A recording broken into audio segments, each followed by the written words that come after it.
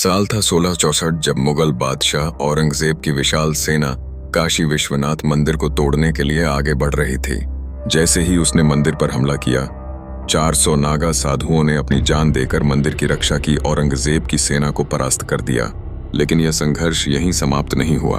5 साल बाद 1669 में औरंगजेब ने एक और बड़ा हमला किया और इस बार काशी विश्वनाथ मंदिर को पूरी तरह से नष्ट कर दिया। पर सवाल यह उठता है कि आखिर ऐसी क्या वजह थी जिसने उसे मंदिर के ऊपर ज्ञानवापी मस्जिद बनाने का आदेश देने के लिए मजबूर कर दिया। इतना ही नहीं, स्कंद पुराण में कहा गया है कि काशी दुनिया की सबसे प्राचीन नगरी है जिसे स्वयं भगवान शिव ने अपने त्रिशूल की नोक पर बसाया था। लेकिन आखिर ऐसा क्या कारण था जिससे भगवान शिव को खुद काशी नगरी का निर्माण करना पड़ा, और यह नगरी प्रलय के बाद भी क्यों बची रहेगी? साथ ही क्या आप जानते हैं कि वर्तमान में जो काशी विश्वनाथ मंदिर है उसे किसने बनवाया और यह कितने वर्षों पुराना है? मंदिर में जो मूल शिवलिंग स्थापित था वह आज कहाँ छुपा हुआ है?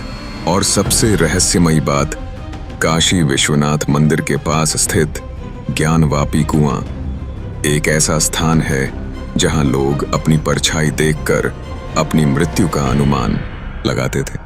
कहा जाता है कि जिस व्यक्ति की परछाई इस कुएं के जल में नहीं दिखती थी, उसकी मृत्यु 6 महीने के भीतर निश्चित मानी जाती थी। और यह जानकर आपको आश्चर्य होगा कि काशी में मरने वाले व्यक्ति को स्वयं भगवान शिव मोक्ष देते हैं। यही कारण है कि सदियों से लोग अपने जीवन के अंतिम दिन बिताने काशी आते हैं। क्या आपने कभी सोचा है कि एक शहर को मृत्यु और मोक्ष का केंद्र क्यों कहा जाता है? आज हम आपको लेकर चलेंगे काशी विश्वनाथ मंदिर के इतिहास, रहस्यों और उन अनसुलझे सवालों की एक अद्भुत यात्रा पर। तो बने रहिए हमारे साथ, क्योंकि यह कथा है विश्व की सबसे प्राचीन नगरी काशी की। संगीत। काशी विश्वनाथ मंदिर भगवान शिव को समर्पित एक प्रसिद्ध हिंदू मंदिर है और यह 12 ज्योतिर्लिंगों में से एक माना जाता है। यह मंदिर भारत के उत्तर प्रदेश में स्थित प्राचीन शहर बनारस के विश्वनाथ गली में स्थित है। काशी, जिसे दुनिया का सबसे प्राचीन शहर कहा जाता है, स्वयं भगवान शिव के द्वारा स्थापित किया गया था।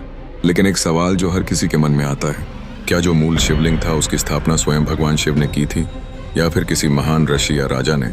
हजारों साल पुराने इस मंदिर का निर्माण क्या वास्तव में देवताओं ने किया था या फिर इसे मानवों द्वारा बनाया गया था?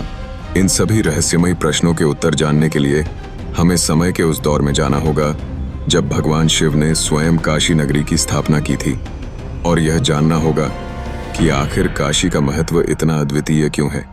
काशी विश्वनाथ ज्योतिर्लिंग की स्थापना के बारे में ग्रंथों और पुराणों में 2 प्रमुख कथाएं मिलती हैं। पहली कथा के अनुसार माता पार्वती जी से विवाह के बाद भगवान शिव कैलाश पर्वत पर रहने लगे, लेकिन यह बात उनकी सास को पसंद नहीं थी। दूसरी और माता पार्वती भी अपने मायके में रहकर विवाहित जीवन बिताने से खुश नहीं थी।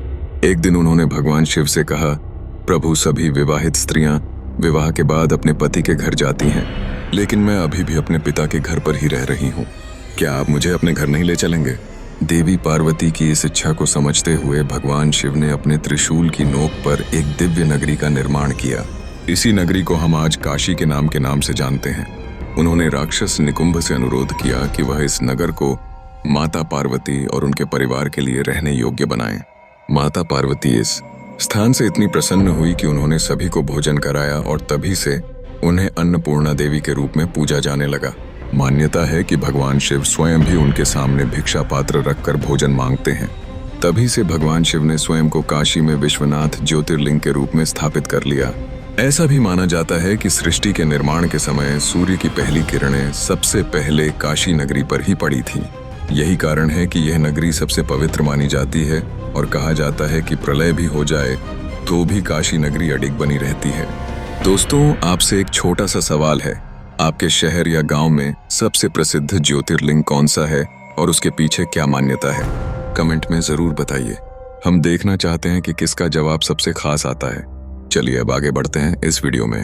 अब जानते हैं शिव पुराण में वर्णित दूसरी कथा के बारे में।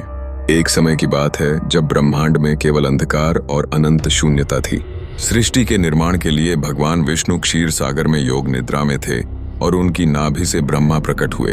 ब्रह्मा को यह भ्रम हुआ कि वे ही सृष्टि के परमेश्वर हैं, जबकि विष्णु जी यह मानते थे कि सृष्टि के पालनकर्ता होने के कारण वे सर्वोच्च हैं। एक दिन दोनों में इस बात को लेकर विवाद हो गया कि ब्रह्मांड में सबसे महान और सर्वशक्तिमान कौन है, ब्रह्मा जो सृष्टि के रचयिता हैं या विष्णु जो सृष्टि के पालन करता है।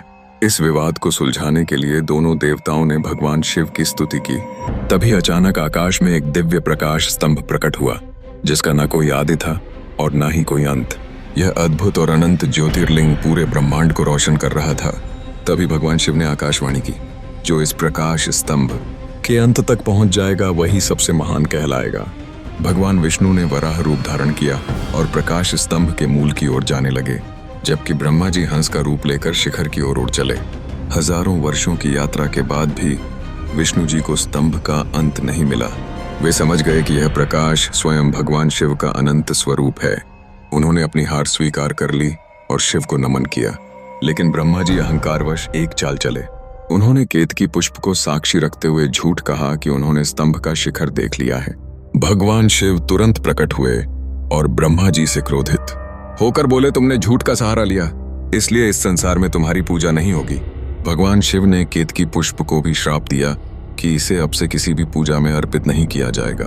भगवान विष्णु की भक्ति से प्रसन्न होकर भगवान शिव ने उन्हें आशीर्वाद दिया और कहा, तुम सृष्टि के पालनकर्ता बने रहोगे। इसके बाद भगवान शिव ने घोषणा की, मैं अनादि अनंत और अविनाशी हूँ। इस प्रकाश स्तंभ का एक अंश पृथ्वी पर शिवलिंग के रूप में स्थित रहेगा। भगवान शिव ने अपने अनंत ज्योतिर्लिंग का एक भाग पृथ्वी पर स्थापित किया और वही स्थान कहलाया काशी विश्वनाथ ज्योतिर्लिंग। यह ज्योतिर्लिंग सृष्टि के प्रारंभ से लेकर अंत तक अविनाशी रहेगा। दोस्तों, वीडियो में आगे बढ़ने से पहले आप सभी कमेंट में हर हर महादेव लिख दीजिए और इस वीडियो को लाइक जरूर कर दीजिए। आपका बस इतना सा काम हमारे लिए बहुत बड़ी प्रेरणा है, तो जल्दी से कर दीजिए और वीडियो में आगे बढ़ते हैं। काशी विश्वनाथ मंदिर का निर्माण तो अनादिकाल से ही माना जाता है, लेकिन अगर हम प्राचीन भारतीय इतिहास के पन्नों में झांकें तो इसके सबसे पहले निर्माण को लेकर कई मत सामने आते हैं। ऐतिहासिक प्रमाणों के अनुसार काशी विश्वनाथ मंदिर का सबसे पहला निर्माण सम्राट विक्रमादित्य ने करवाया था। समय बीता और ईसा पूर्व 11वीं सदी में राजा हरिश्चंद्र ने इस मंदिर का जीर्णोद्धार कराया। यह तथ्य कई ऐतिहासिक ग्रंथों में मिलता है और इसे काशी विश्वनाथ मंदिर के सबसे प्राचीन निर्माण का प्रमाण माना जाता है। काशी विश्वनाथ मंदिर को पहली बार 1174 में मोहम्मद गौरी ने लूटने के बाद तोड़वा दिया था। इसके बाद इसे फिर से स्थानिक राजाओं द्वारा बनाया गया, लेकिन एक बार फिर सन 1447 में जौनपुर के सुल्तान महमूद शाह ने इसे ध्वस्त कर दिया। इतिहासकारों के अनुसार विश्वनाथ मंदिर का जीर्णोद्धार मुगल सम्राट अकबर के नवरत्नों में से एक राजा टोडरमल ने कराया था। उन्होंने साल 1585 में अकबर के आदेश पर पंडित नारायण भट्ट की सहायता से इस मंदिर का पुनर्निर्माण करवाया। दिल्ली सल्तनत की दर्द भरी दास्तान नामक पुस्तक के लेखक डॉ. मोहनलाल गुप्ता ने लिखा है कि 1174 में मोहम्मद गौरी ने बनारस पर हमला किया। इस हमले के दौरान बनारस के लगभग 500 मंदिरों को तोड़ दिया गया। काशी विश्वनाथ मंदिर भी इस विनाश से अछूता नहीं रहा और उसे भी गंभीर क्षति पहुंचाई गई। उस समय यह कहा जाता था कि काशी विश्वनाथ मंदिर और अन्य मंदिरों से इतनी अपार धन संपत्ति मिली कि मोहम्मद गौरी उसे 1400 ऊंटों पर लाद कर गजनी लेकर चला गया। इसके बाद इस भव्य मंदिर को सन 1632 में मुगल शासक शाहजहां ने तोड़ने का आदेश पारित किया और इसके लिए अपनी सेना भेज दी, लेकिन सेना हिंदुओं के प्रबल प्रतिरोध और वीरता के कारण काशी विश्वनाथ मंदिर के केंद्रीय गर्भगृह को तो नहीं तोड़ सकी। हालांकि इस दौरान काशी के सिरे से अन्य मंदिरों को ध्वस्त कर दिया गया। फिर 1664 में औरंगजेब ने काशी विश्वनाथ मंदिर को तोड़ने के इरादे से बनारस पर हमला बोला, मगर औरंगजेब की भारी भरकम सेना की टक्कर महानिवाणी अखाड़े के नागा साधुओं से हो गई। नागा साधुओं ने जान पर खेलकर औरंगजेब की सेना को वहां से खदेड़ डाला। मुगलों की इस हार का वर्णन जेम्स जी लोचेटे फील्ड की किताब the illustrated encyclopedia of Hinduism volume 1 में मिलता है। लेखक ने इस लड़ाई को ज्ञानवापी का युद्ध का नाम दिया है, लेकिन यह संघर्ष यहीं समाप्त नहीं हुआ। 5 साल बाद 1666 में औरंगजेब ने एक और बड़ा हमला किया और इस बार इसका मकसद काशी विश्वनाथ मंदिर को पूरी तरह से नष्ट कर देना था। औरंगजेब जानता था कि मंदिर हिंदुओं की आस्था और भावनाओं से जुड़ा है, इसलिए उसने यह सुनिश्चित किया कि इसे फिर से न बनाया जाए। उसने इसकी जगह ज्ञानवापी मस्जिद का निर्माण कराया, जो आज भी मंदिर परिसर में मौजूद है। स्थानीय लोक कथाओं और मौखिक परंपराओं के अनुसार लगभग 4000 नागा साधुओं ने काशी विश्वनाथ ज्योतिर्लिंग की रक्षा करते हुए अपने प्राणों की आहुति दी थी। काशी विश्वनाथ मंदिर की रक्षा करने वाले नागा साधुओं का उल्लेख प्रसिद्ध इतिहासकार जदुनाथ सरकार की किताब ए हिस्ट्री ऑफ दशनामी नागा सन्यासियों में भी मिलता है। जदुनाथ सरकार लिखते हैं कि नागा साधुओं ने इस युद्ध में अद्भुत साहस और महान गौरव प्राप्त किया था। सूर्योदय से सूर्यास्त तक लगातार युद्ध चलता रहा और दशनामी नागाओं ने खुद को सच्चे नायक के रूप में साबित किया। उन्होंने अपने प्राणों की आहुति देकर विश्वनाथ के सम्मान और मंदिर की रक्षा की।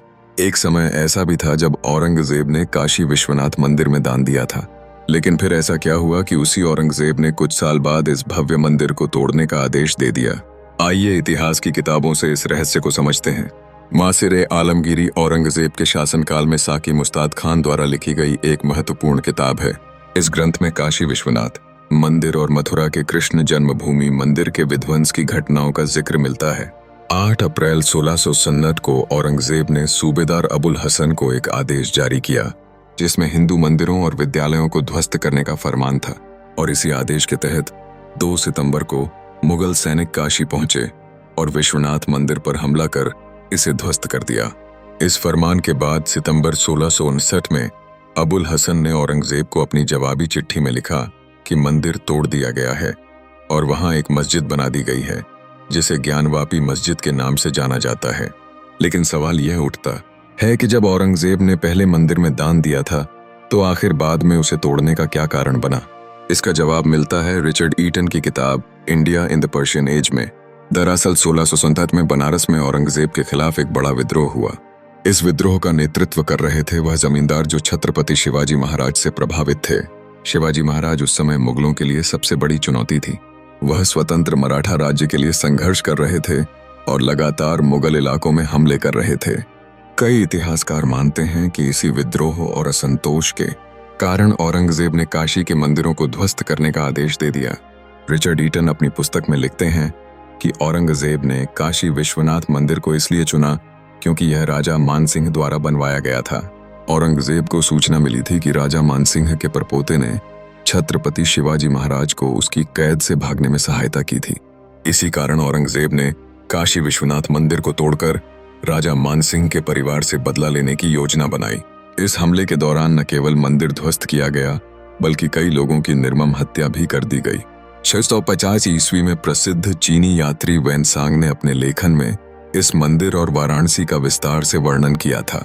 BHU के प्राचीन भारतीय इतिहास एवं संस्कृति विभाग के पूर्व विभागाध्यक्ष डॉ.A.S. ओलटेकर ने अपनी किताब हिस्ट्री ऑफ बनारस में इसका उल्लेख किया है। इस किताब में बताया गया है कि वेनसांग ने काशी विश्वनाथ मंदिर के विशाल शिवलिंग का उल्लेख किया जो करीब 100 फीट ऊंचा था और उसके ऊपर लगातार गंगा जल की धारा गिरती रहती थी। वेनसांग ने वाराणसी को धार्मिक, शैक्षणिक और कलात्मक गतिविधियों का प्रमुख केंद्र बताया और लिखा कि इसका विस्तार गंगा के किनारे लगभग 5 किमी तक फैला हुआ था। हम भारत के प्राचीन ज्ञान और संस्कृति को कहानियों के माध्यम से जीवित रखना चाहते हैं। अगर आप भी इस प्रयास में हमारा साथ देना चाहते हैं तो कृपया वीडियो को लाइक करके चैनल को सब्सक्राइब कर लीजिए और हमारी सांस्कृतिक विरासत को आगे बढ़ाने में मदद करें।